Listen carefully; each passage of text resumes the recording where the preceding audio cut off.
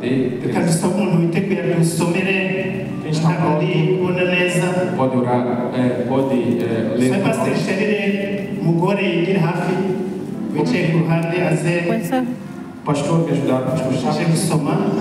para me ajudar a ler.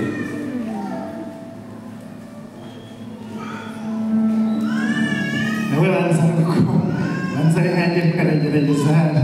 Ele é como eu, mas acho que ele tem também. Umunani kugeza kuri 13. 8 até 13. Umutwe w'amajambo uti abanyamareba ba Farawo bigana ibya cya kimenyetso cy'inkoni. 13. Ya murongo munani uti Uhoraho abarera Mose na Aroni ati Farawo niyabarondera ko ikimenyetso kibamenyekanisha ubwire Aroni uti zana iyo nkoni witwaje uyiterere hasi imbere ya Farawo kugira ngo ihinduke inzoka. Nuko Mose na Aroni binjira kwa Farawo bagira nk'uko Uhoraho yababariye. Aroni aterera inkoni yiwe hasi imbere ya Farawo n'abantu biwe ihinduka inzoka. Farawo nawe ahamagaza abanyabwenge n'abapfumu, abo ni bo banyamareba bo muri Egiputa, nabo babigira batyo babikoresheje amareba yabo. 12. Umuntu wese muri bo aterera inkoni yiwe hasi iba inzoka, maze inkoni ya Aroni imira izabo.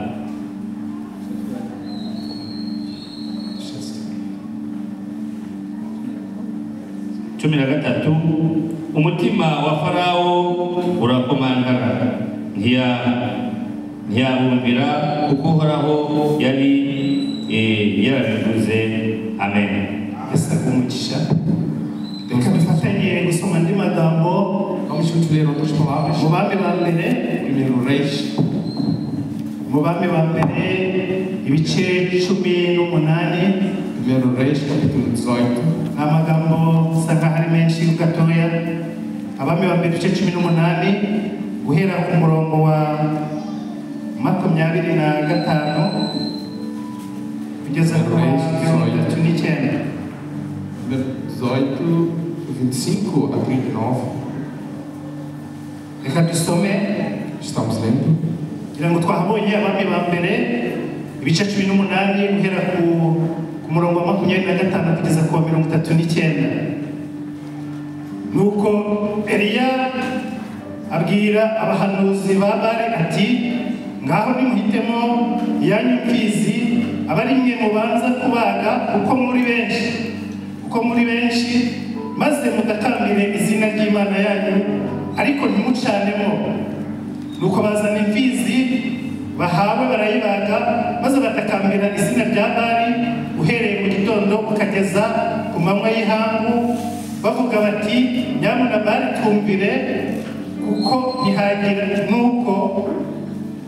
ntihagira ijwi ryumvikana cyangwa ubasubiza n'umwe.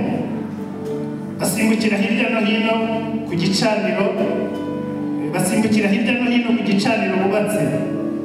Bagejeje ku manywa y'ihangu Eliya arabashinyagurira ati erega nimutere hejuru kuko ari Imana yenda ubu iriyumvira cyangwa hari aho igannye cyangwa se yazindutse cyangwa irasinziriye ikwiye gukangurwa. Barongera batera hejuru bikebesha ibyuma n'intambi nk'uko basanzwe babigenza kugeza aho amaraso yabereye imyishori kuri bo. Maze ku gicamunsi barakotsora bageza igihe cyo gutamba igitambo cya nimugoroba, ariko ntihagira ijwi ryumvikana cyangwa usubiza cyangwa wabitaho n'umwe. Eliya aherako abwira abantu bose ati nimunyegere.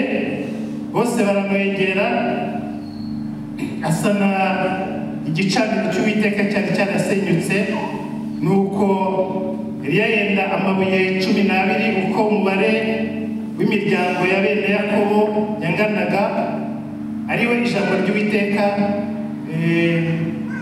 ryagezeho riti Isiraheli iryo ribaye izina ryawe. Nuko ayo mabuye Eliya yubakisha igicaniro izina ry'Uwiteka, maze acukura impande zacyo uruhavu rwajyamo indengo 2 z'imbuto, aherako agerekeranya inkwi, acagagura imfizi ayigereka hejuru y'inkwi, maze arababwira ati nimwuzuze intango enye amazi muyasuke hejuru y'igitambo n'inkwi. Arababwira ati nimwongere ubwa kabiri, bongera ubwa kabiri. Arongera ababwira ati nimwongere ubwa gatatu, bongera ubwa gatatu. Amazi arasendera agota igicaniro, cyuzuza rwa ruhavu. Nuko agejeje igihe cyo gutamba igitambo cya nimugoroba, Eliya umuhanuzi yegera igicaniro aravuga ati Uwiteka Mana ya Aburahamu na Isiraheli, uyu munsi bimenyekane ko ari wowe Mana mu Isiraheli, kandi ko ndi umugaragu wawe, nkaba nkoze ibyo byose kubw'ijambo ryawe.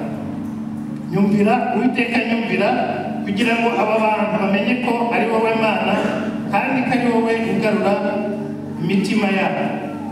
Uwo mwanya umuriro w'Uwiteka uramanuka utwika igitambo cyoswa n'inkwi n'amabuye, n'umukungugu ukamya amazi yari mu ruhavu yose. Amen. Estamos lendo o nome de Jesus, Êxodo capítulo 7, versículo 8 até 13. E o Senhor falou a Moisés e Arão, dizendo: quando o faraó vos falar, dizendo: fazei por vós algum milagre, dirás a Arão: toma a tua vara e lança diante de faraó, e se tornará uma serpente. Então Moisés e Arão entraram a faraó e fizeram assim como o Senhor ordenara, e lançou Arão a sua vara diante de faraó e diante dos seus servos, e tornou-se em serpente. Faraó também chamou os sábios encantadores, os magos do Egito, e fizeram também o mesmo com os seus encantamentos. Porque cada um lançou a sua vara, tornaram-se em serpente, mas a vara de Arão tragou as varas deles. Porém, o coração de Faraó se endureceu e não ouviu como o Senhor tinha dito. Estamos a ler em 1 Reis, capítulo 18, versículo 25. Disse Elias aos profetas de Baal: escolhei para vós um bezerro e preparai o primeiro, porque sois muitos. Invocai o nome do vosso Deus e não lhe metais fogo. Tomaram o bezerro que lhe deram e prepararam e invocaram o nome de Baal, desde a manhã até meio-dia, dizendo: Baal, responde-nos. Porém, nem havia voz, nem quem respondesse, e saltavam sobre o altar que se tinham feito. E sucedeu que no meio-dia Elias zombava deles, dizia: clamai mais alto, em altas vozes, porque ele é um Deus. Pode ser que está falando, ou que tenha viagem, porventura dorme, desperta ele. E eles chamavam com grande voz e se retalhavam com facas e com lancetas, conforme o seu costume, até derramaram sangue sobre si. E sucedeu que, passando meio-dia, profetizaram a eles até que a oferta de manjar se oferecesse, porém não houve voz, nem resposta, nem atenção alguma. Então Elias disse a todo o povo: chegai-vos a mim. E todo o povo se chegou a ele, e repararam o altar do Senhor que estava quebrado. E Elias tomou 12 pedras, conforme o número de tribos de filho de Jacó, a qual veio a palavra do Senhor, dizendo: Israel será o teu nome. E E com aquelas pedras edificou o altar em nome do Senhor. E depois fez um rego ao redor do altar, segundo a largura das 2 medidas de semente. Então armou a lenha e dividiu o bezerro em pedaços e pôs sobre a lenha. E disse: enchai de água 400 e derramai sobre o holocausto, sobre a lenha. E disse: façai segunda vez. E fizeram segunda vez. E disse: e fizeram terceira vez.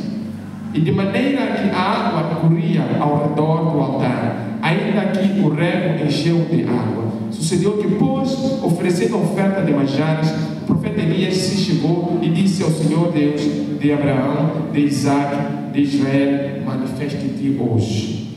E tu és Deus de Israel, que eu sou teu servo, que conforme a tua palavra fiz todas as coisas. Responde-me, Senhor, responde-me, para que este povo conheça que tu, Senhor, és Deus, que tu fizeste tornar o seu coração para trás. Então caiu o fogo do Senhor, consumindo o holocausto, e a lenha e as pedras, e o pó ainda lambeu a água que estava no rogo. E o que, vendo todo o povo, caiu sobre os seus rostos e disse: só o Senhor é Deus, e só o Senhor é Deus. Amém. Amém. Dusomye amagambo menshi hano. Lemos muitas palavras aqui. Twabanje gusoma amagambo yo mu Kuva. Lemos palavras de Êxodo. Aya magambo yose harimo amagambo ijambo ry'Imana ryerekana uburyo imbaraga z'Imana zitandukanye n'imbaraga z'abantu. Aqui era a demonstração do poder de Deus e do poder dos homens. Yesu ashimwe cyane. Glórias a Deus. Imbaraga z'Imana zitandukanye n'imbaraga zacu twebwe abantu. O poder de Deus é muito diferente do poder de nós homens.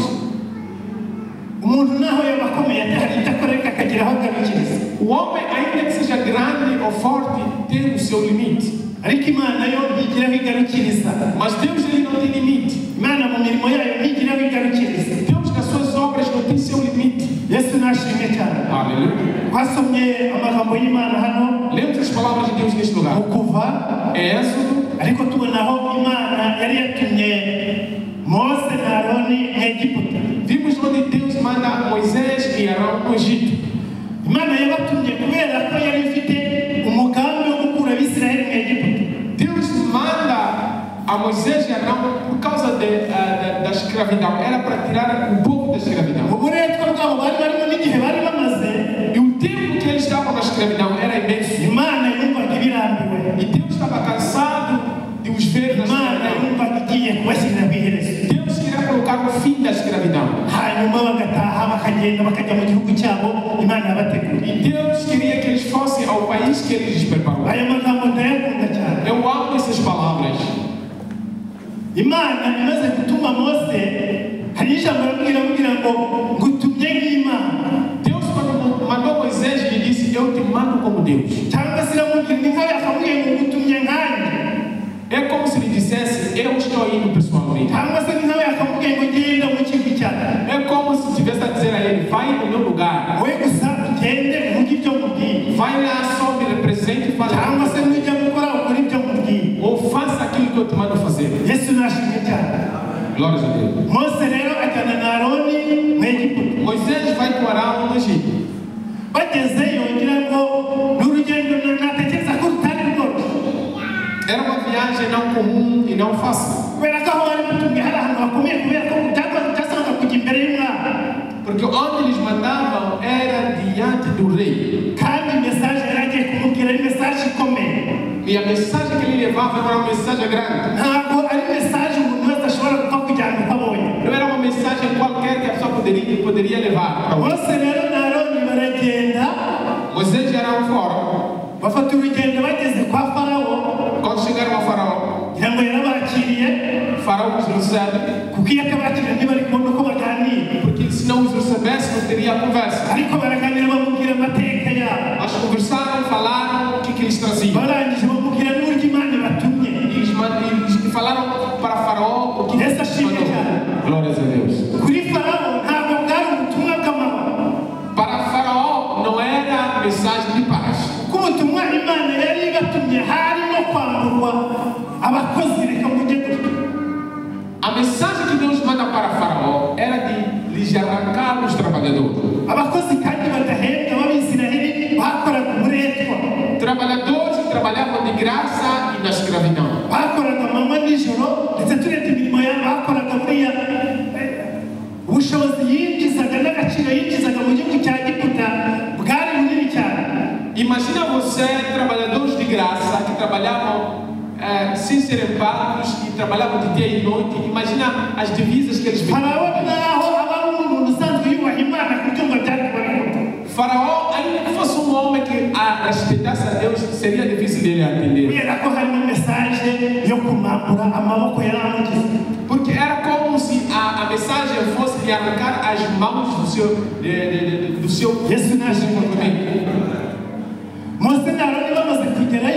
Vocês chegaram lá quando chegam. Disseram para Faraó o que lhes trouxe.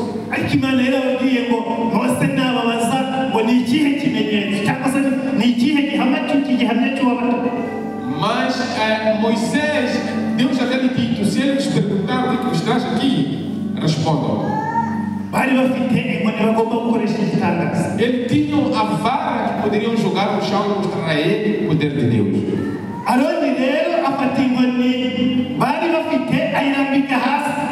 Então Arão toma a vara que tinha e joga no chão.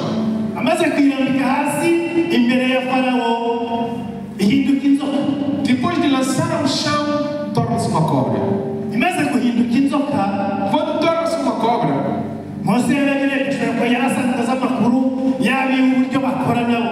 Moisés sabia como que eles faziam, o poder que eles tinham.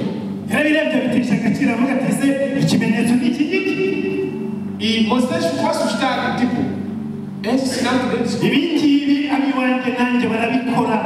E Faraó disse, não, isso aqui também os meus homens fazem.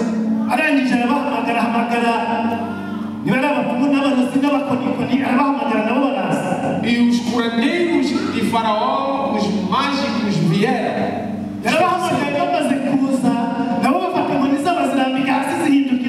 Quando eles chegam, eles também fazem o mesmo sinal, lançam suas varas no chão e tornam-se cobras. Glórias a Deus.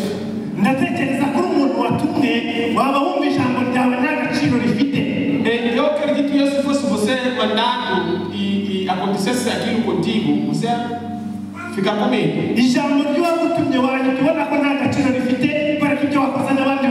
Você poderia ver que a palavra que te mandaram, a palavra que eu posso te mandar, não tem valor, porque você quer fazer. Mas nosso Deus é diferente dos homens. O poder de Deus é diferente do poder dos homens.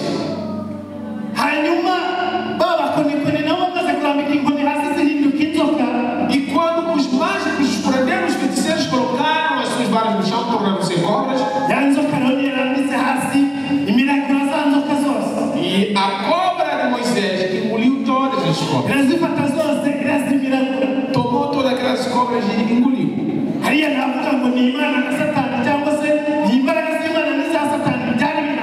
Quer dizer, ali era o poder de Satanás e o poder de Deus se enfrentando. Ali Satanás estava. E Deus também estava ali. E Deus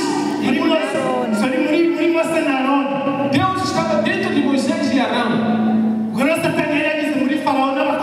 Satanás estava dentro de Faraó e seus magos e feiticeiros. Uma coisa pasmante e admirável. E eu quero que você louve a Deus por isso. É que aconteceu de dia, não aconteceu de noite. Aleluia. Tudo acontece de dia, todo mundo vendo. Quando Deus vai operar, não se esconde. Deus opera onde todo mundo consegue ver. Ele faz todo mundo vendo.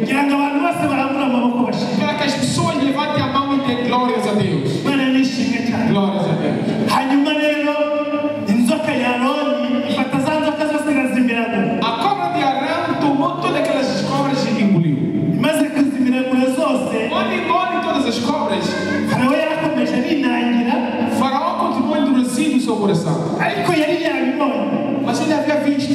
yari yamaze kubibona icyo Imana imaze gukora. Ele viu que o poder que estava ali era um poder fora do comum. Ni n'abarozi bose nabo bari bamaze kubibona, Os mágicos, os feiticeiros e curadeiros viram que bari bamaze kubona ko é um poder superior. inzoka zabo zimaze kumirwa n'inzoka yavuye mu mboni. Que os seus poderes e as suas cobras foram canceladas. Imana ishimwe cyane. Glórias a Deus. Ngira ngo hariya Eu acredito, sintekereza n'ubundi ukuntu Farawo yongeye kuza kubahamagara gukora ibindi bintu. eu acho que Faraó não lhe chamou para fazer mais nada. Wenda ninjye ndi umwami ntabirukana ahubwo ni mwese mugende ndangaje. Eu acho que o Faraó naquela hora disse todos são demitidos. Eu Ese ashimwe cyane. trazer outros mágicos. Sinakongera kubizera ko nabo nzi ko n'ubutaha bazatsindirwa imbere yanjye. Eu não poderia desconfiar que a próxima também ia saber seriam vencidos. Satani rero yajya gutsindwa atsindwa ku mugaragaro. Satanás foi vencido de dia. Imana ijya kugutsindira Satani nawe E quando Deus vence Satanás para ti, ntabwo yihisha, Ele não se esconde. byerekana abantu, Ele mostra as pessoas. n'abatabizi nabo bakabibona. E os que não conhecem conseguem ver. Imana yacu ikora ibitangaza. Nosso Deus obra milagres. Haleluya. Aleluia. Imana yacu ikwiye gushimwa. Nosso Deus tem que Imana ser yacu louvado, ikwiye guhabwa icyubahiro. tem que ser glorificado. Twihereze icyubahiro Imana niyo gushima. Vamos dar glórias a Ele. Haleluya. Aleluia. Ndatekereza ko hariya hari ikizamini gikomeye. Eu acredito que ali havia um exame. Iyi nzoka ya Farawo itamiragura ziriya nzoka zose. Se a cobra de Faraó não engolisse todas as outras cobras, Mose na Farawo Mose na Aroni bari ko bakozwe n'isoni. Moisés e Arão teriam passado vergonha. Ariko Imana ibahereza icyubahiro imbere ya Farawo. Mas Deus lhes mostrou, Imana ibahereza agaciro imbere ya Farawo. lhe vestiu o valor diante de Imana nishimye cyane. Twasomye amagambo yo mu bami ba mbere, Lembre-se as palavras que se encontram em 1 Reis, ibice 18 guhera ku murongo wa 25. capítulo 18, a partir do versículo 25 até 39, Aho Eliya yabwiye abahanuzi ba Bali, onde Elias fala para os profetas de Baal. batangiye dusoma nabwira ngo ngaho nimuhitemo iyanyu mfizi. Começamos lendo: escolham para vós um animal para sacrifício, um bezerro. Hariya ndatekereza ko Eliya kandi yari amaze igihe ahanuriye umwami yuko mu gihugu hagiye gutereza. E nessa hora, Elias acabava anos profetizando que haveria fome. Ariko urumva imbere y'umwami yari ahanuye ibintu bikomeye. Diante do rei, ele profetizou uma coisa perigosa. Kubwira umwami ngo mu gihugu hagiye gutera inzara byari ijambo rikomeye. Dizer para o rei que no país vai haver fome, Ariko kubera ko yari abitumwe n'Uwiteka yagombaga kubivuga. mas porque foi mandado por Deus, ele tinha que falar. Hanyuma arangije arahunga aragenda. Depois ele fugiu porque ia ser morto. Ariko tutagiye wenda kuvuga muri byinshi, aza kongera kugaruka. Elias, ele volta. Kandi agarutse arongera aragenda abonana n'umwami. Ele foi ter com o rei. Njyewe ndatekereza, Eu acredito, sinzi impamvu umwami atahise amwita umujinya w'ibihe bamaze n'iminsi by'inzara. eu não sei porque que o rei não caiu em cima dele com rancor e furor. Ntabwo ntekereza impamvu umwami atahise amutsinda. Porque o tempo que Elias desapareceu, havia fome realmente. Ariko igituma umwami yamuretse we n'umugambi w'Imana, O motivo pelo qual o rei deixou a ele ari ukugira ngo Eliya akomeze yerekane imirimo y'Imana. era para que Elias continuasse mostrando as obras de Yesu Deus. ashimwe cyane. Ari kugira ngo Eliya akomeze agaragaze imbaraga z'Imana. Era para que Elias continuasse a mostrar que o poder de Deus é acima de todos os poderes. Nuko yahamirije n'umwami aramubwira ati erega si njyewe nyagasani wakoze. Ele disse para o rei: não sou eu que fiz isto.